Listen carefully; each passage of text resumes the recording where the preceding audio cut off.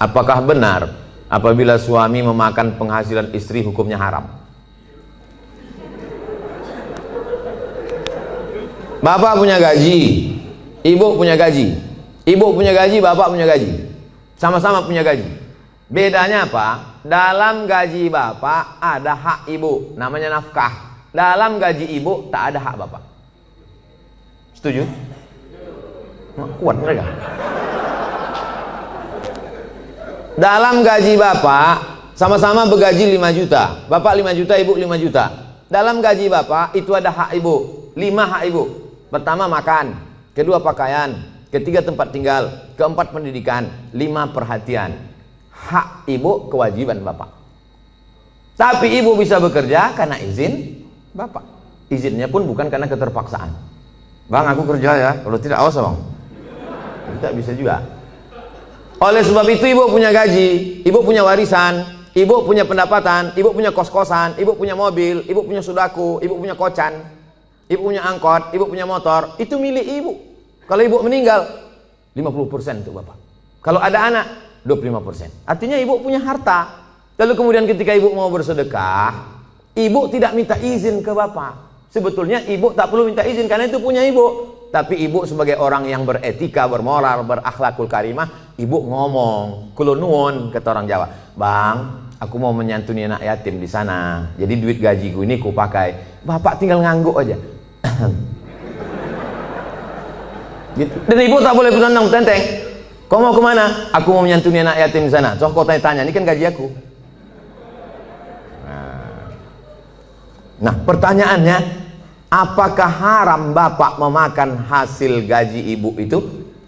Harta bapak berpindah kepada saya sebab apa? Jual beli. Sebab apa? Pinjam meminjam.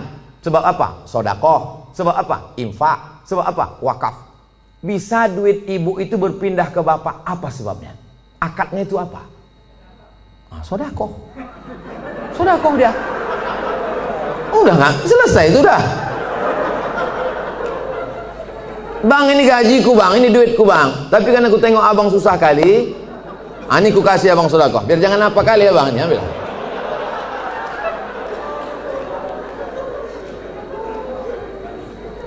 Assalamualaikum Ustaz. Semoga Ustaz sehat-sehat. Amin. Mau tanya Ustaz, apa hukumnya orang tua yang tidak mengakikahkan anaknya? Apakah masih bisa apa hukumnya orang tua tak mengakikahkan anaknya? Kullu mauludin, setiap anak yang lahir rohinatun, tergadai. Jadi kalau mobil kita tergadai, STNK BPKB kita gadaikan, setelah ada duit kita tebus. Maka anak kita ini tergadai. Bagaimana cara menebusnya? Tulbahu anhu yawma sabi'ihi. Sembelihkan kambing hari ke-7. Yuhlaku, cukurkan rambutnya. Wa yusama, kasih nama. Nama yang baik-baik. Siapa nama anak kau? Alan Nuari. Kenapa itu kau kasih? Lahir di jalan bulan Januari.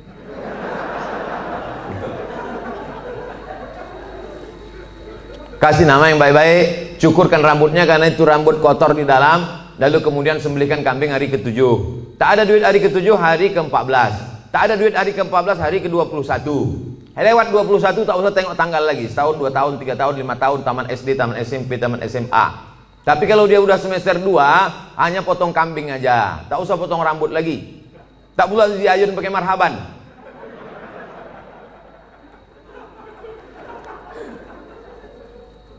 Apakah masih bisa diakikahkan setelah anak itu sudah besar Pak Ustadz? Jangankan anak itu, bapak ibu balik ke rumah nanti tanya emak sama ayah, ada tak diakikahkan? Kalau tak ada diakikahkannya, besok pagi beli kambing, boleh akikah. Akikah saja, yang pula cukur rambut, begundul semua pegawai besok. Saya tulis dalam buku saya 37 masalah populer, di situ ada pembahasan akikah setelah dewasa. Tapi yang hamil sekarang punya anak, nanti hari ke-7 potongkan, bagus.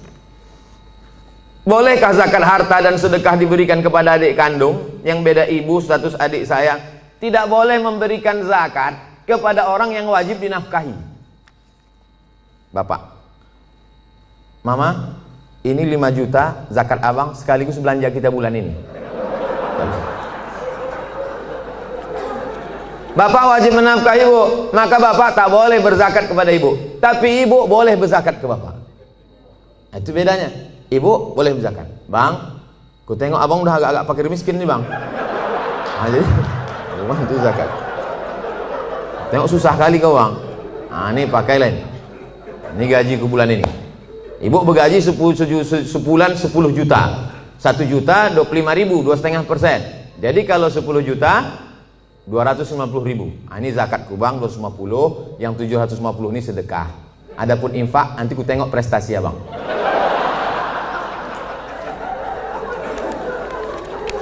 Nah, kaedahnya tak boleh berzakat pada orang yang wajib kita nafkahi. Tak boleh berzakat kepada anak, karena anak itu wajib kita nafkahi. Nah sekarang adik, apakah adik itu wajib kita nafkahi?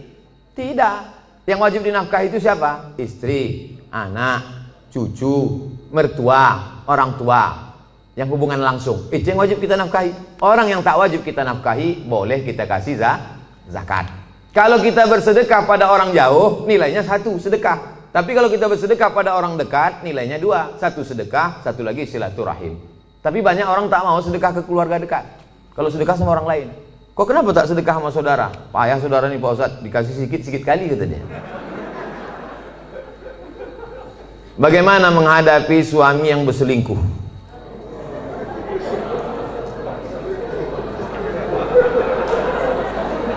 Udahlah dikasih zakat, berselingkuh pula.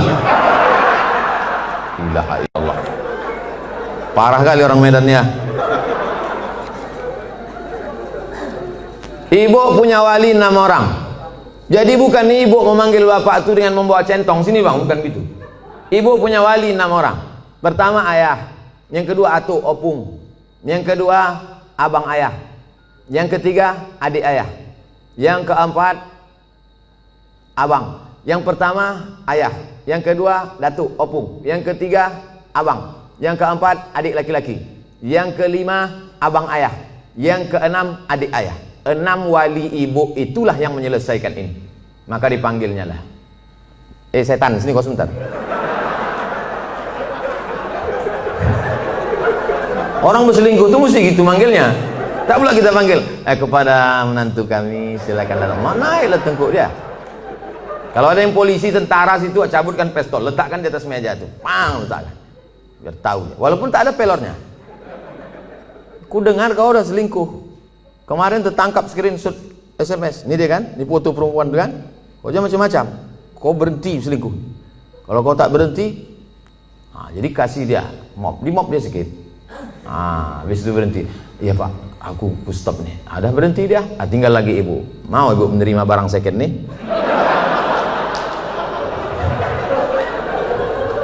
Kalau ibu, kata ibu, Pak Ustadz, aku ikhlas menerima dia Pak Ustadz. Tak bisa aku berpindah ke lain hati Pak Ustadz. Terimalah dia. Tapi jangan sampai mulut ibu berkata bisa, tapi hati ibu tidak. Itu bahaya. Lain di mulut, lain di hati. Ada lagunya itu. Kalau ibu berkata bisa, katakanlah bisa. Tapi kalau katakan tidak, katakan tidak. Karena banyak perempuan berkata mulutnya bisa, tapi pas begitu jalan bersama terbayang dia selingkuhan siapa sih. Itu menjadi masalah. Hidup ini singkat bu. Hidup ini singkat. Jangan sampai gara-gara ini terpengaruh kepada sholat ibu, ibadah ibu, kerja ibu. Oleh sebab itu pikirkan baik-baik. Kalau bisa, bisa. Ambil waktu agak seminggu, 2 minggu, 3 kali Jumat. Aku berpikir dulu. Gimana? Selesai? Apa pendapat pandangan Ustadz terhadap pandemik COVID-19 yang sekarang terjadi dan bagaimana menyikapinya? Itulah yang kuceramahkan sejam tadi.